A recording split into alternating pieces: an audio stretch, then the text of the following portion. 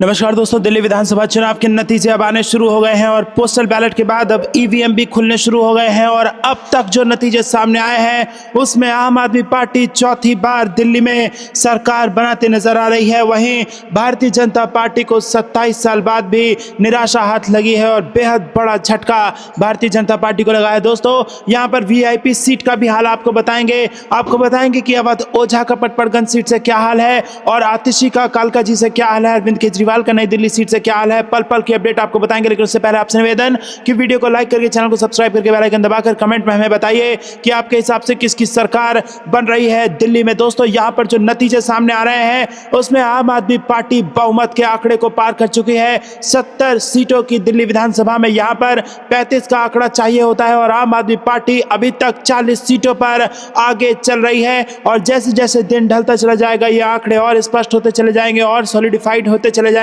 और फिर यहां पर बेहद पुख्ता आंकड़े सामने आ जाएंगे और कहा जा सकेगा निर्णायक रूप से कि किसकी सरकार दिल्ली में बनती नजर आ रही है। ये अभी रुझान है और रुझानों में ही आम आदमी पार्टी ने लगातार बढ़त बनाई हुई है। कांग्रेस पार्टी के लिए भी राहत की खबर है क्योंकि खाता खुलता यहां पर नजर आ रहा है, लेकिन भारतीय जनता पार्टी के लिए यह खबर थोड़ी निराशाजनक है क्योंकि 27 साल बाद भी भारतीय जनता पार्टी दिल्ली में सरकार बनाने की स्थिति में नजर नहीं आ रही है। और तमाम हथकंडों को अपनाने के बाद भी जी हां दोस्तों, पिछले 3 सालों से अगर देखें तो आम आदमी पार्टी की टॉप लीडरशिप यहां पर जेल के अंदर बंद थी। उसके बावजूद भी आम आदमी पार्टी का ऐसा शानदार प्रदर्शन कहीं ना कहीं ये दिखाता है कि ऑटो वालों और झुग्गी वालों के दिल में अरविंद केजरीवाल इस वक्त दिल्ली में है। और जिस प्रकार से फ्री बिजली, फ्री शिक्षा, फ्री स्वास्थ्य और महिलाओं का फ्री ट्रांसपोर्ट यहां पर दिया है, भारतीय जनता पार्टी को बड़ा नुकसान इससे होता नजर आ रहा है। और 27 साल बाद भी अपनी जमीन भारतीय जनता पार्टी दिल्ली में तलाश रही है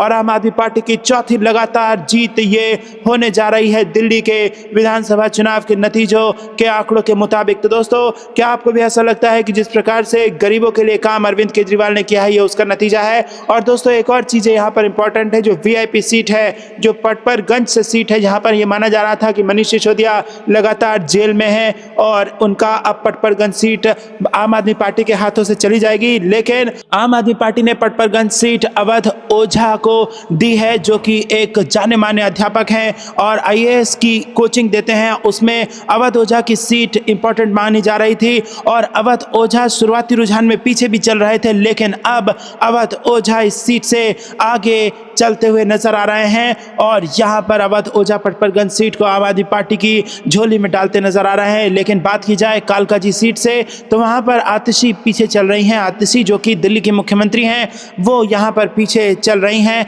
लेकिन दोस्तों, आपको बता दें कि ये शुरुआती रुझान है और अब इलेक्शन कमीशन की साइट पर अभी तक महज 3 सीटों पर ही पुख्ता तरीके से बताया गया है कि कौन आगे चल रहा है। लेकिन धीरे धीरे जैसे ही दिन ढलेगा ये आंकड़े ज़्यादा स्पष्ट होंगे और ज़्यादा यहाँ पर दावे के साथ कहा जा सकेगा कि किसकी सरकार बन रही है। लेकिन अभी भारतीय जनता पार्टी बहुमत से काफ़ी दूर है और आम आदमी पार्टी बहुमत का आंकड़ा पार कर चुकी है। वीआईपी सीट का भी हाल हमने आपको बताया और यहाँ पर किसकी सरकार कितनी सीटों के साथ बनेगी इसको जानने के लिए थोड़ा इंतजार करना पड़ सकता है। लेकिन कहीं ना कहीं ये ज़रूर कहा जा सकता है कि जिस प्रकार से जेल में डालने की राजनीति की गई थी उसका नुकसान भारतीय जनता पार्टी को हो सकता है जैसे जैसे ये आंकड़े और स्पष्ट होंगे। पोस्टल बैलेट के आंकड़ों में भले ही आम आदमी पार्टी पीछे चल रही थी, लेकिन ये हर साल होता है, पोस्टल बैलेट में आम आदमी पार्टी पीछे रहती है, लेकिन जैसे जैसे दिन ढलता चला जाता है वैसे वैसे आम आदमी पार्टी बढ़त की तरफ आगे बढ़ती चली जाती है और वही कहीं ना कहीं यहाँ पर देखने को मिल रहा है। और अभी के आंकड़े अगर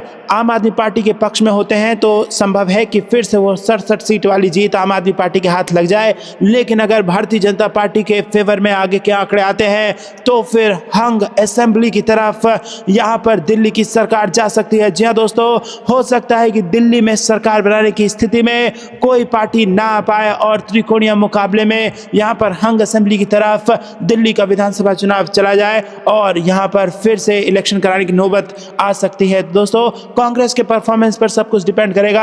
हालांकि कांग्रेस पिछले चुनाव में खाता भी नहीं खोल पाई थी, लेकिन यहाँ पर 4 सीटों पर आगे नजर आ रही है, तो कांग्रेस का परफॉर्मेंस बहुत ज़्यादा यहाँ पर मैटर करता है क्योंकि भारतीय जनता पार्टी पार्टी और आम आदमी पार्टी में कांटे की टक्कर होती नजर आ रही है। आगे पीछे दोनों पार्टियां चल रही हैं, कभी आम आदमी पार्टी आगे तो कभी भाजपा आगे।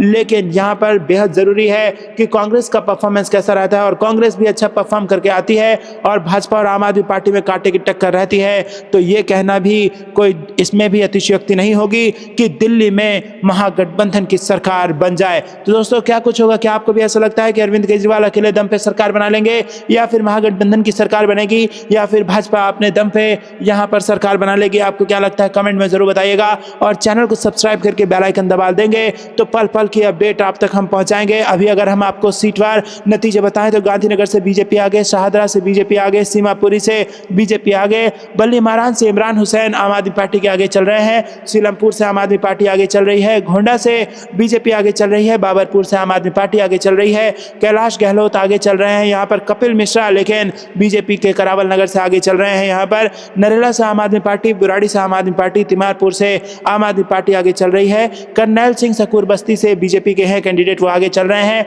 मनीष सिसोदिया जंगपुर से पीछे चल रहे हैं। जी हाँ दोस्तों, ये बेहद दुखद खबर है, जंगपुरा से मनीष सिसोदिया पीछे चल रहे हैं। तो दोस्तों ये वीआईपी सीट्स के भी हाल हमने आपको बताए। आम आदमी पार्टी के कई बड़े नेता लगातार पीछे चल रहे हैं। पल पल की अपडेट आप तक पहुंचाएंगे दोस्तों, खबर में लगातार बने रहिए। रुक करते हैं अगली खबर की तरफ। दिल्ली में कांग्रेस की सीट बढ़ेगी, अजय राय ने एग्जिट पोल पर उठाए सवाल। जी हाँ दोस्तों, यहाँ पर बड़ी खबर सामने आ रही है और दिल्ली विधानसभा चुनाव से जुड़ी आ रही है। जी हाँ दोस्तों, आपको पता चले कि मतदान दिल्ली विधानसभा चुनाव का समाप्त होने के बाद अब एग्जिट पोल के अनुमान सामने आ चुके हैं। अधिकतर जो है एग्जिट पोल में सत्ता परिवर्तन का अनुमान लगाया गया है।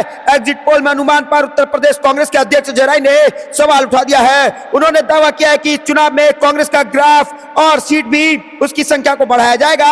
और अजय राय ने ANIS से बात करते हुए कहा कि यहां पर जो है दिल्ली की जनता अच्छा निर्णय लेगी। पिछली बार हमारी पार्टी 0 पर थी, लेकिन इस बार कांग्रेस का ग्राफ और सीट प्रतिशत बढ़ेगा।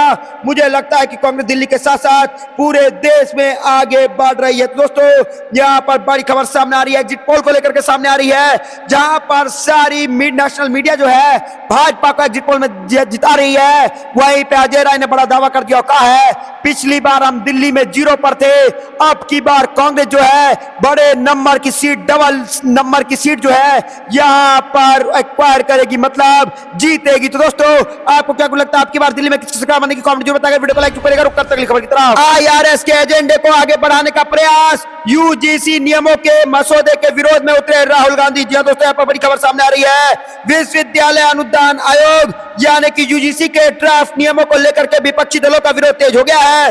कांग्रेस नेता राहुल गांधी सहित कई विपक्षी नेता ने इसे लेकर केंद्र पर हमला बोलते हुए कहा है कि वह राज्य सरकारों की सारी शक्ति अपने हाथ में लेना चाहते हैं। जी हां दोस्तों, यहाँ पर बड़ी खबर सामने आ रही है और यहाँ पर दिल्ली के जंतर मंतर द्रमुक द्वारा विशेष यहाँ पर विश्वविद्यालय अनुदान आयोग नियमों के मसौदे के खिलाफ आयोग यहाँ पर आयोजित विरोध प्रदर्शन में बोलते हुए राहुल गांधी ने कहा कि विश्वविद्यालय और कॉलेजों में शिक्षकों और शैक्षिक कर्मचारियों की नियुक्ति पर UGC ने मसौदा नियम RSS के एजेंडे को आगे बढ़ाने की कोशिश की है। तो दोस्तों यहाँ पर घेलिया UGC के मुद्दे पर कांग्रेस ने भाजपा को और कहा है कि RSS के एजेंडे को आगे बढ़ाने का प्रयास, UGC नियमों के मसौदे के विरोध में उतर चुके हैं राहुल गांधी। आपको क्या लगता है दोस्तों? कमेंट में बताइए, वीडियो को लाइक करेगा। रुक तक खबर की तरफ। भारतीय प्रवासियों के साथ व्यवहार पर जवाब दे PM, क्या इंसानों के साथ ऐसा व्यवहार किया जाता है क्या? प्रियंका गांधी ने यहाँ पर प्रधानमंत्री को घेर लिया है। जो दोस्तों यहाँ पर बड़ी खबर सामने आ रही है,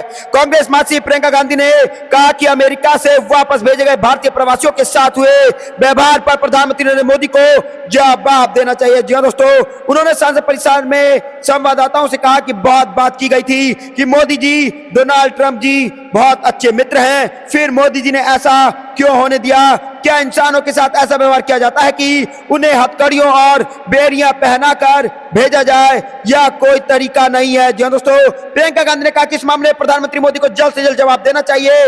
उल्लेखनीय है कि अमेरिका से 105 अवैध भारतीय प्रवासियों को लेकर के एक अमेरिकन सैन्य विमान बुधवार को अमृतसर में उतरा और अवैध प्रवासियों के खिलाफ कार्रवाई के तहत डोनाल्ड ट्रंप प्रशासन द्वारा वापस भेजा गया और यह भारतीयों का पहला जत्था था। तस्वीरों में भारत वापस भेजे गए लोगों में यहाँ पर हाथों में हथकड़ी देखी गई। तो दोस्तों आपको क्या लगता है? कमेंट जरूर बताएगा। रुक करते हैं अगली खबर की तरफ। दिल्ली चुनाव ये एग्जिट पोल है असल पोल के नतीजे 8 तारीख को तय होंगे, संजय राउत का बड़ा बयान। जी दोस्तों, यहाँ पर बड़ी खबर सामने आ रही है।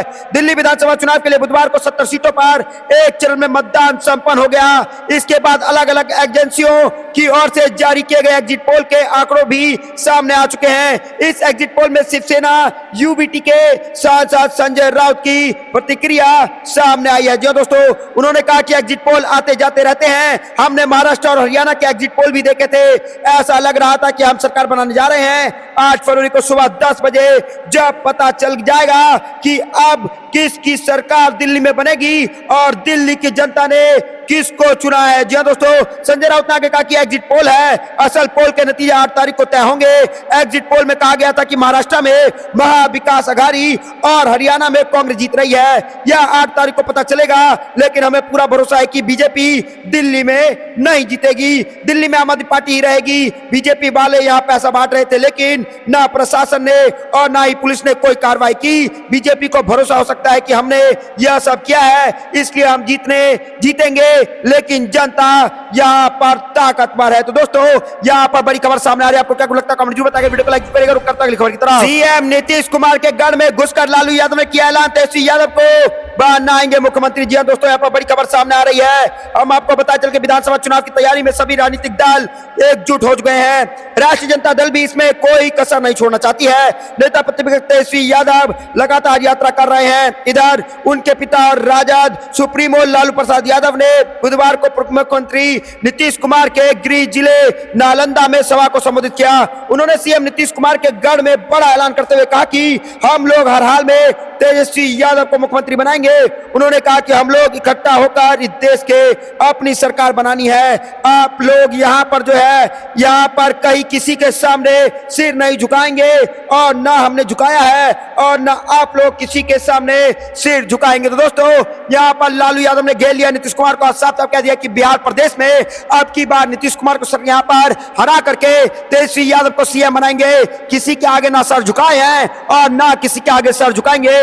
आपको क्या लगता है दोस्तों, कमेंट जरूर बताइए, वीडियो को लाइक करिएगा। रुक करता अगली खबर की तरफ। राहुल गांधी ने पीएम मोदी पर साधा निशाना, बोले उन्हें स्वीकार करना चाहिए कि मेक इन इंडिया विफल है। जी दोस्तों, इस वक्त की सबसे बड़ी खबर सामने आ रही है कि लोकसभा में नेता प्रतिपक्ष राहुल गांधी ने कहा है कि राष्ट्रपति के अभिभाषण पर चर्चा का जवाब देते हुए प्रधानमंत्री नरेंद्र मोदी ने मेक इन इंडिया का उल्लेख तक नहीं किया, जबकि उन्हें स्वीकार करना चाहिए कि एक अच्छी पहल होने के बावजूद यह विफल रहे। जी दोस्तों, उन्होंने यह भी कहा कि उत्पादन और प्रौद्योगिकी के संदर्भ में चीन का मुकाबला करने के लिए दूरदर्शिता और रणनीति की जरूरत है। कांग्रेस के पूर्व अध्यक्ष राहुल गांधी ने एक्स पर पोस्ट किया कि प्रधानमंत्री जी अपने अपने भाषण में मेक इन इंडिया का जिक्र तक नहीं किया।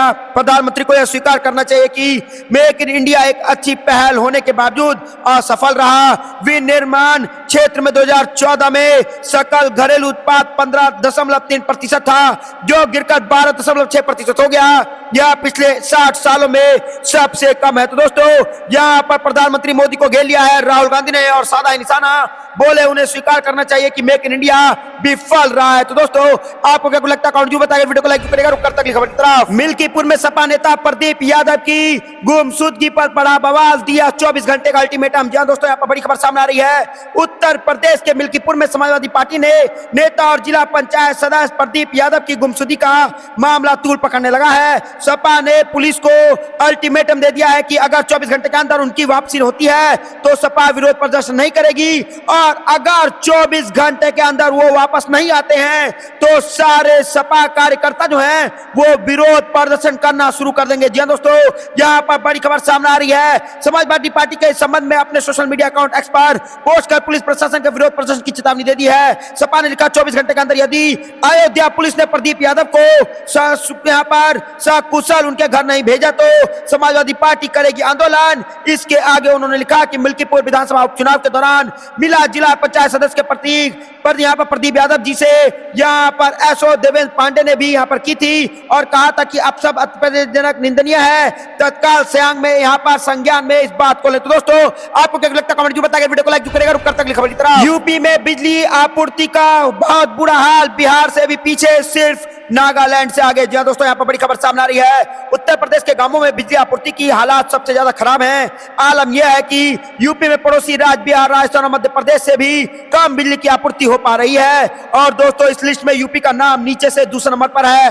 वहीं नागालैंड में सबसे कम गांव में बिजली मिल पाती है। यूपी राज्य विद्युत यहाँ पर उपभोक्ता परिसर में यूपी के गांवों में सबसे कम बिजली मिलने का यह मुद्दा उठाया है, जिसमें यूपी में बिजली व्यवस्था की पोल खुलकर रख दी है। जी दोस्तों, यूपी बिजली उपभोक्ता परिषद के अध्यक्ष अवधेश कुमार वर्मा ने गांव में कम बिजली दिए जाने का मुद्दा उठाया है। उन्होंने दावा किया कि अगर नागालैंड को छोड़ दिया जाए तो यूपी में ग्रामीण क्षेत्रों में सबसे कम बिजली की आपूर्ति की जा रही है, जबकि पड़ोसी राज्य बिहार में भी यूपी में सबसे ज्यादा गांव में बिजली दी जाती है। उन्होंने कहा कि यूपी पावर कॉर्पोरेशन प्रबंधक को बिजली के निजीकरण की प्रक्रिया छोड़कर पहले गांव में अन्य राज्यों की पूरी तरह मात्रा में बिजली मुहैया कराने की दिशा में काम करना चाहिए। तो दोस्तों, यहाँ पर बड़ी खबर सामने आ रही है। आपको क्या लगता है कमेंट जरूर बताइए, वीडियो को लाइक करिएगा। रुक करते अगली खबर की तरफ। अमेरिका से भारतीयों को यहाँ पर निकालना बेहद गंभीर, पंजाब मंत्री धालीवाल ने कहा। ट्रंप से बात करे पीएम मोदी। जी दोस्तों, यहाँ पर बड़ी खबर सामने आ रही है। हाल ही में अमेरिका से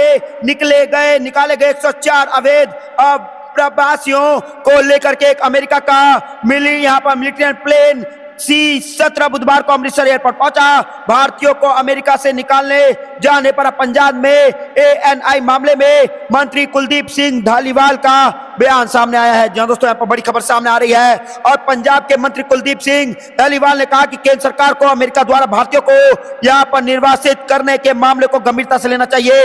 इतना ही नहीं, उन्होंने प्रधानमंत्री नरेंद्र मोदी से आग्रह किया कि भारतीयों के निर्वासन के संबंध में अपने मित्र अमेरिकी राष्ट्रपति डोनाल्ड ट्रंप से बात करें। तो दोस्तों, यहाँ पर बड़ी खबर सामने आ रही है और डोनाल्ड ट्रंप से बात करने की बात कह दी है और मोदी सरकार को साफ साफ कह दिया है कि आपके होते हुए अगर ऐसा भारतीयों के साथ अमेरिका में हो रहा है तो यह बिल्कुल गलत है। आपको क्या लगता है दोस्तों, कमेंट जो बताएगा। रुक करता अगली खबर की तरफ। हेमंत सोरेन ने दिया निवेश को न्योता, बोले झारखंड में अपार संभावनाएं। जी दोस्तों, यहाँ पर बड़ी खबर सामने आ रही है। झारखंड में मुख्यमंत्री हेमंत सोरेन ने पश्चिम बंगाल सरकार की मेजबानी से बुधवार को शुरू हुए ग्लोबल बिजनेस समिट को संबोधित करते हुए देश विदेश के उद्यमियों और निवेशकों को राज्य में निवेश करने के लिए आमंत्रण दिया क्या है। उन्होंने कहा कि खनिज यहाँ पर संपदाओं से परिपूर्ण झारखंड में औद्योगिक विकास की व्यापक संभावनाएं हैं। तो दोस्तों, यहाँ पर हेमंत सोरेन ने बड़ा खेल कर दिया है और यहाँ पर उद्योगपतियों को साफ कहा है कि हमारे पास कोयला है, लोहा है, सब कुछ है, आप बस कंपनी खोलिए, झारखंड में निवेश करिए। झारखंड के लोग मेहनती हैं, झारखंड के पास नेचुरल रिसोर्सेस है, उन सबको मिला करके यहाँ पर देश हमारे प्रदेश यानी कि झारखंड के लिए काम करे। तो दोस्तों, यहाँ पे झारखंड के लिए काम करने के लिए हेमंत सोरेन ने निवेश को न्योता दिया, बोले झारखंड में अपार संभावनाएं हैं, एक बार आइए तो सही। तो दोस्तों, आपको क्या लगता है कमेंट जरूर बताइए, वीडियो को लाइक करिएगा। रुक करते अगली खबर की तरफ। लिस्ट से नाम गायब, वोट नहीं डाल सके, कई लोग गुस्से में बोले हमें जानकारी क्यों नहीं दी। दोस्तों, यहाँ पर बड़ी खबर सामने आ रही है। दिल्ली विधानसभा चुनाव 2025 में कई मतदाता तब निराश हो गए जब उन्होंने पाया कि उनका नाम वोटर लिस्ट से गायब हो गया है। राजधानी के अलग अलग इलाकों से ऐसी शिकायतें सामने आई जहां लोग मतदान केंद्र पहुंचे लेकिन उनका नाम सूची में नहीं था। जी हाँ दोस्तों, इस सिलसिले में रजौरी गार्डन में मतदाता को अपना नाम नहीं मिला। वहीं मयूर विहार में भी गायब हुए नाम पर मतदाता ने नाराजगी जताई है। तो दोस्तों, यहाँ पर बड़ी खबर सामने आ रही है।